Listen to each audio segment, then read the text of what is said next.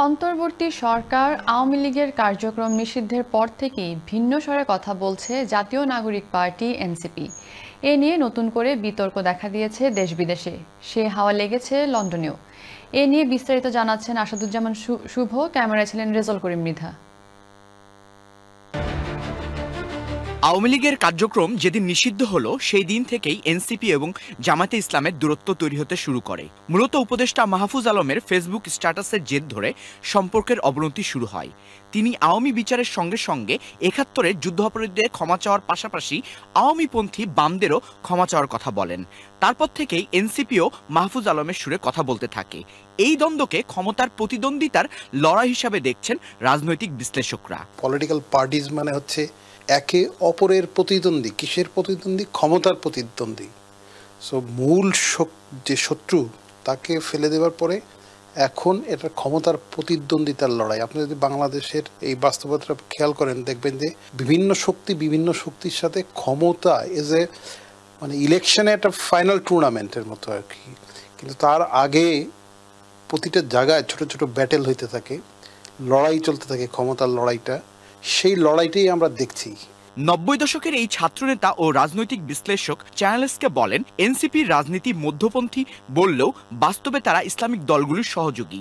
মুখে তারা যতই ৭১-এর টোনে কথা বলুক না কেন। রিলিজিয়াস ফ্যাসিস্ট ফোর্সের সাথে অ্যালি করেন, শিবিরের সাথে অ্যালি করেন, আর যদি বলেন মধ্যপন্থী, আমি আপনাকে মধ্যপন্থী হিসেবে বিবেচনা করবো না। আমি ভাববো যে আপনি ধর্মীয় ফ্যাসিবাদের ৭১-এর যুদ্ধাপরাধীদের সঙ্গী। সো একটা হচ্ছে যে আপনি মুখে কি বললেন আমি সেটাতে বুঝবো না।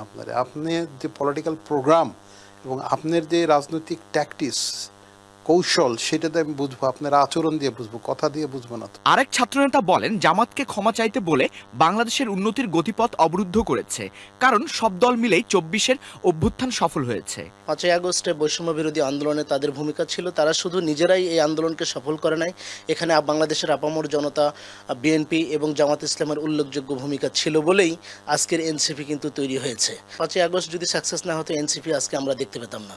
তারা উদীয়মান, তাদের চিন্তা চেতনা অনেক দূরে যাবে, পারবে তারা, কিন্তু সেই অনুযায়ী তাদের পলিসি মেক করতে কোনোভাবে কোনো এজেন্সি দ্বারা তারা যেন বায়াস না হয়। সাধারণ মানুষ মনে করে নানা দল নানা মত নিয়ে কথা বললেই প্রকৃত গণতন্ত্র প্রতিষ্ঠিত হবে এবং ২৪-এর অভ্যুত্থান সে জায়গা তৈরি করেছে। জামাতের সাথে হোক কি বিএনপির সাথে হোক, এনসিপির ডায়ালগস থাকতে হবে। There has to be constant dialogues amongst the parties so that everybody's will, people's will are represented. যে এনসিপি যে যেরকম একটা তৎপরতা দেখাচ্ছে বাংলাদেশের কাঠামো থেকে শুরু করে সবকিছু পরিবর্তনের মাধ্যমে, তারাই চায় যে প্রধান বিরোধী দল হওয়ার জন্য। কিন্তু এটা বাংলাদেশে আদৌ সম্ভব কি সম্ভব নয় সেটা জনগণই ভালো বুঝে। আসাদুজ্জামান শুভ, চ্যানেলস নিউজ, লন্ডন।